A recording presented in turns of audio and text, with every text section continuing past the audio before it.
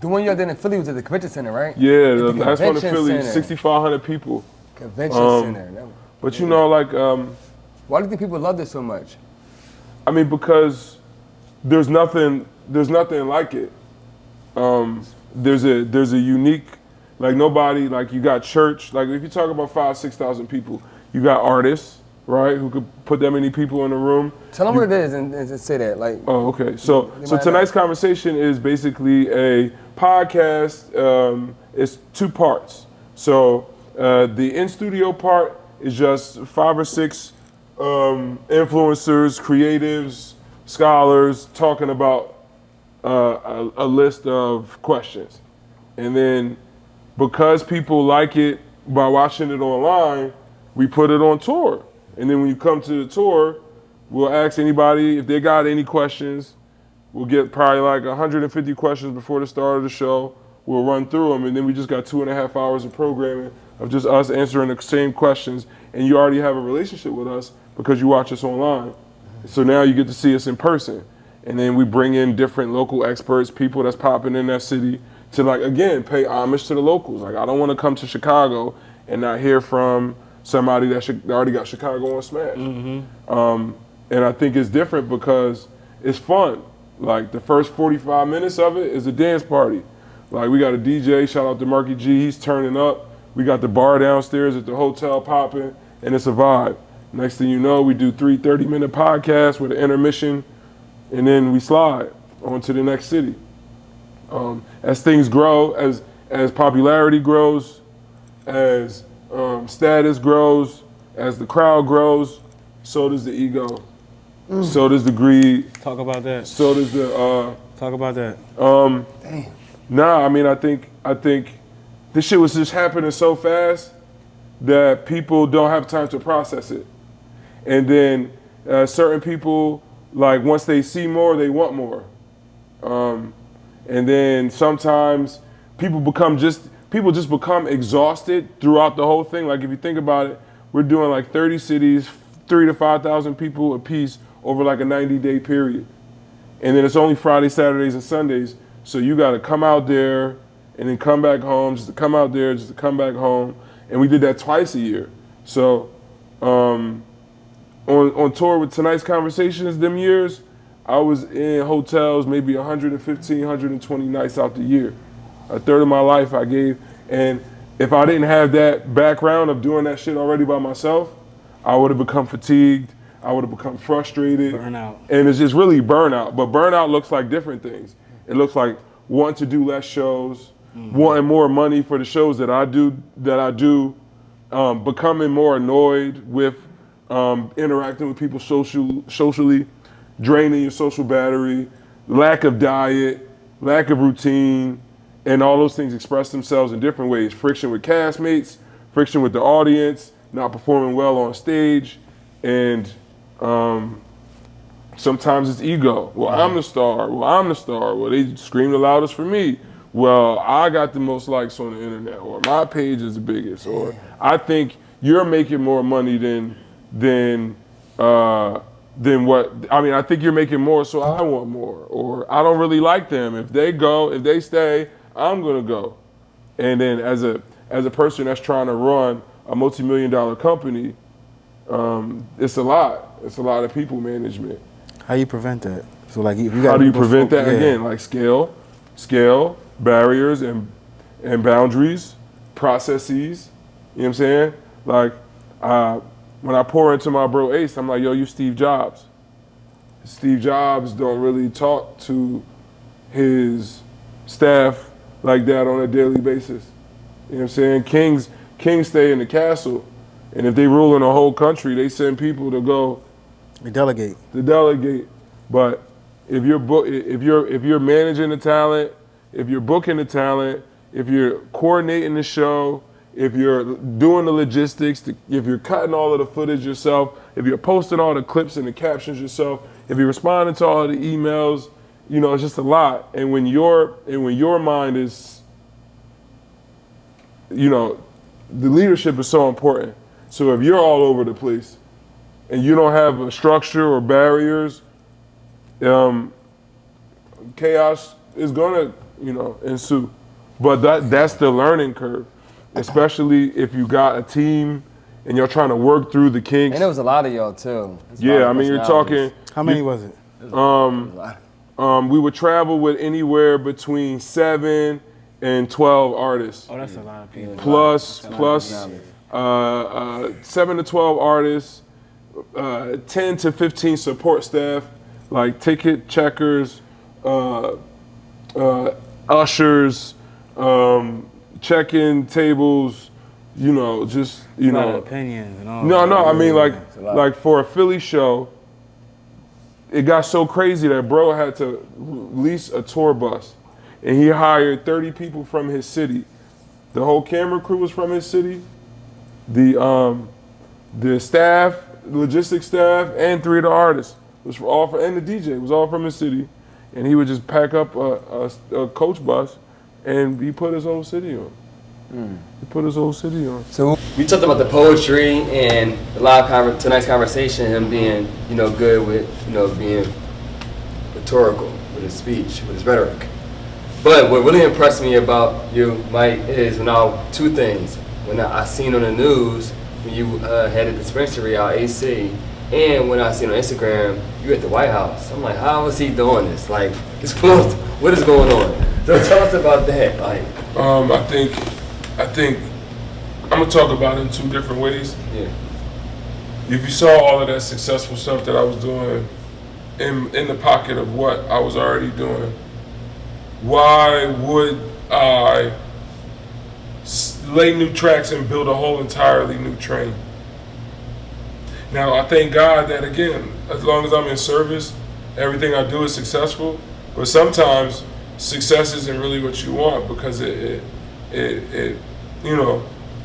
takes you away from your purpose. Like, if I had to give advice to anybody, especially the entrepreneurs, about what like happiness looks like, is finding passion, purpose, and paycheck from a single thing. Like, for me, cannabis was a money play. It was like, I already own real estate. Like, I'm a landlord. Like, how can I be in a retail space? And just so there was an opportunity to own a dispensary in Atlantic City, and I was just supposed to come in and build the real estate, and that's low-key what I did. Me and my bro, we got the license, fixed out the real estate, and then we built the cannabis business. But for the last 3 years, I've been Cannabis Mike. I ain't wrote a book in 8 years, actually, 9 years now. I haven't wrote a book in 9 years. I was the #1 independent writer in the country for like 4 or 5 years. I'm talking like 75, 80,000 books a year by myself. My boy, you done lived about 17 different lives. Man, God is good, man. Just being flexible, just going. So for me, it's like, all right, I've done all of this stuff, but it kind of took me away. But I thank God for everything that I've done, because it's taught me so much. Yeah. Like doing that in cannabis actually got me closer to my elected officials in Philly, because I was a part of this process with trying to get a license and trying to get open in the state of New Jersey. And there were so many barriers, so many, like the process itself just wasn't done in a way that could really support people that look like us. And then I look back in my home state like, y'all haven't gotten to this point yet. So allow me to assist as y'all work on that process here. And it got so good that's like, you've already done it. So you're a subject matter expert for us. So now I'm having conversations with the governor, lieutenant governor, pretty much every elected official in Harrisburg, to advance a cause that could not only be beneficial to me, but all kinds of black and brown folks that want to get into this business. So tapping in with those elected officials for this one thing was like, damn, Mike, we've been waiting for you. Somebody that has reach, somebody that has passion, and somebody that cares about government. How would you like to work for the Kamala Harris presidential campaign? It says, all right, we'll come out to the DNC in Chicago, be a guest of Pennsylvania, so you down there on the floor. That's my first time seeing Bernie Sanders, Michelle Obama, Westmore. Love Bernie. So I drank the Kool-Aid, as they say. What? I want him to win, F Trump. So when I got home, I'm like, how can I help Kamala Harris be the next president of the United States? It says, Mike, you just do what you do.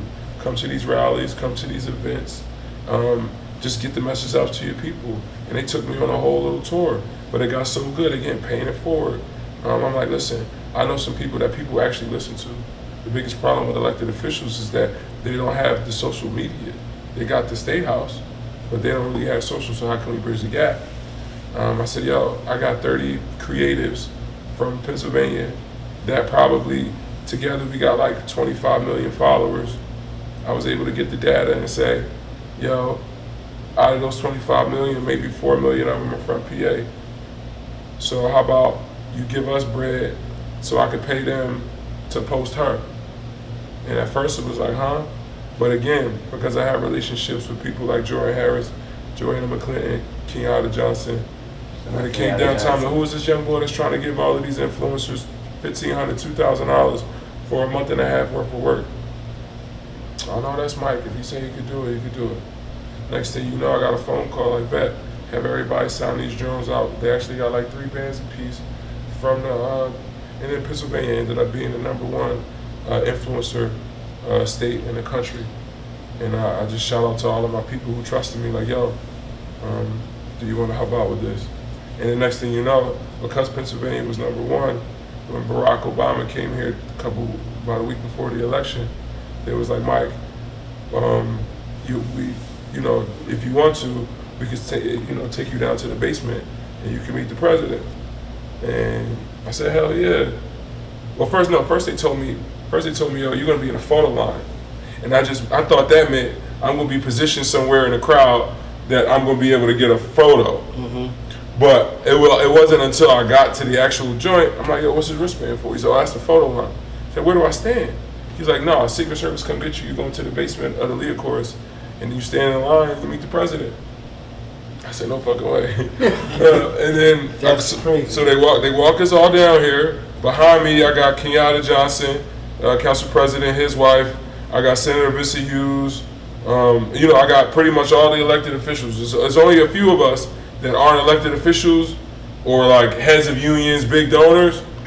I was just a regular boy. Right. So the lady who actually gave me the check, Nikila, the one who oversee the whole DNC for the East Coast, low key, she was like, I was like #3 in line. Yeah. And she was like, all right, well, I'm gonna call your name. You're gonna shake his hand, and you're gonna stand next to him. You're gonna take a picture. Right. So she hands the card, and then he says, Mike the poet. and like only like in Barack voice. And I said, damn, that's really you. So I'm just smiling and shit, like it was Santa Claus as a man. And I'm like, yo, I just appreciate you, man. Just for like what you represent. And we had like a little 4 or 5 minute conversation, and we snapped the picture, and then I got it back 6 weeks later. What did you talk to him about before? What was the conversation? He asked me, like what kind of poetry do I write? He asked me how I like living in Philly. He thanked me for all of the work that I was doing, and he, it was like real casual. Like I kind of froze up a little bit, like nothing real. Like I didn't want to ask him like nothing too crazy. I wanted to be respectful to all the people in line. Did you ask anything? Nah, man. I just thanked him. I just thanked him and just answered his questions. That was really enough for me. Just like seeing Cuz in that capacity. Just a kid from South Philly, man. Man, you could do anything. You can do anything, and you can do everything, bro. I'm a poet, I'm an author, I'm a book publisher, I'm a public speaker, I'm a landlord, I'm a real estate developer, and I'm a retail store operator who's also a political advocate. You run out of fingers. Man, I'm saving my ring. I'm saving one for my wife, for my wife, so she could come get me. Yeah. Because she probably somewhere running behind these plays you on. You gotta sit down. She's probably been in my lap 3 or 4 times. So all the women that still got love for me that are watching this. You definitely take being a public figure. You handle it well. Very like humble. Always. I never see you with nobody actually. No, I don't really. Is that intentional? I think I give so much to people outside that I love being by myself. Everything that I do involves other people, talking, conversations, leading people, even as a landlord. So any opportunity I got to be by myself, I'm taking it. And most of the time, it's the nighttime. He'd be in a club, he'd be in a lounge, whole section by himself. Like a recharge. Yeah, like I don't like my social battery is low. You gotta balance it out. Yeah. And then yeah, like I don't like anything that causes a scene. Jewelry. Yo, if you see me with a section, there's no sparkles, no sign. You got a nice car, Nike. I don't know about that, man. It ain't the nicest. I've seen nicer. I went to Wallow birthday party last night. They got some nice cars. I got a family vehicle. It's just the make is different. You already got your socks off. Yeah, I do this every time. Yeah, listen, I appreciate you feeling that comfortable. I also appreciate them Jones is clean too. They look brand new. Good. No, it's like wear number 4. That's pretty new for Sons. For sure. Do you feel like giving the people a little Just Mike Poet? You know what I'm saying? Like a poem? Yeah, Let me see.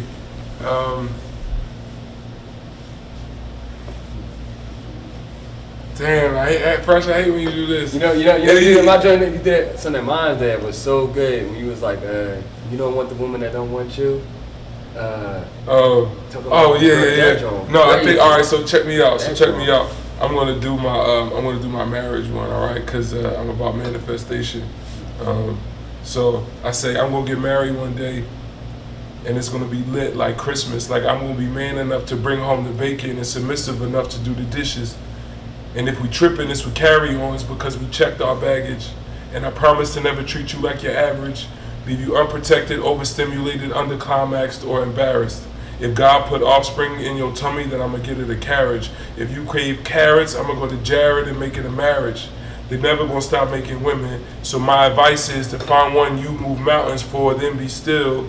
And if you got it like that, pay all her bills. You see, because casual sex is an expense, but a queen is an investment. You do her right and she do you for life. Now that's residual sexting. Now one day, Fresh to Legend will interview my wife and say, describe Mike in one sentence.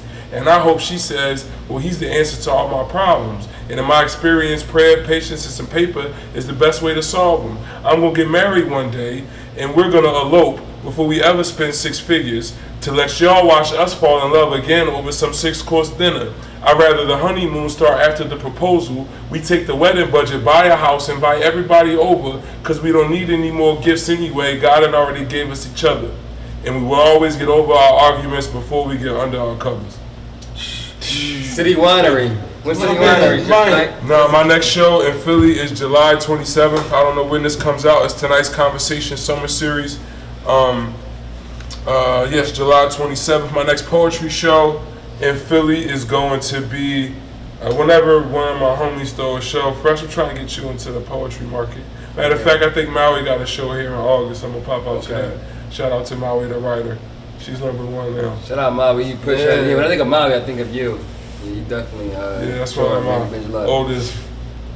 So before we get out of here, I would like you to tell the people in this camera. Yes. What Live to Be Legendary means to you. In the most poetic way, you gotta drop it in your style. You know, in your fashion.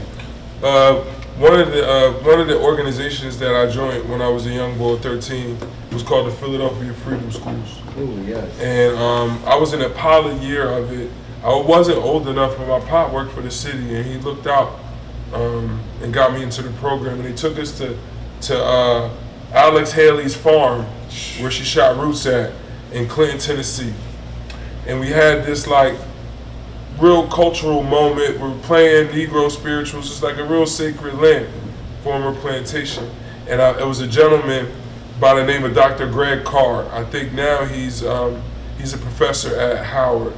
But he said something that stuck with me for like low-key the last 27 years. He says, it's my responsibility to train my replacement as human beings on this earth. And that stuck with me ever since 12.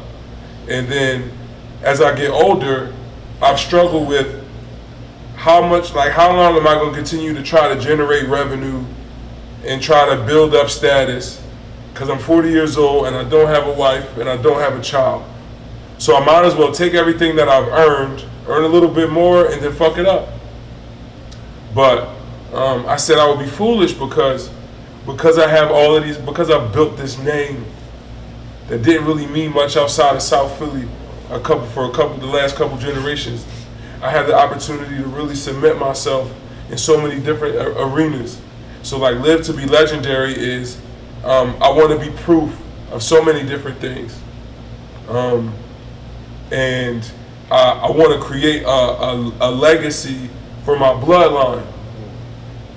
So that's why I'm living. Like I'm okay with working until 75, 80 if the Reid name, the Mike Reid's kid's name means something in Philly, means something in Pennsylvania, means something in the art space, means something in the criminal justice, you know, all the spaces. So live to be legendary is what wakes me up every day, because that's my mission. Damn. Listen, I'm really man. good at this shit. Yes, Mike. Pretty good. Built a legacy. He is a legend. I love y'all, man. And he's living to be legendary. Love you too, bro. My boy Skull, You already know. Just Mike, support everything he got going. JustMikeThePoet.com, please. For sure. Please. And I'm First Legend. Peace and continue to live to be legendary. You already know. That was great, fellas.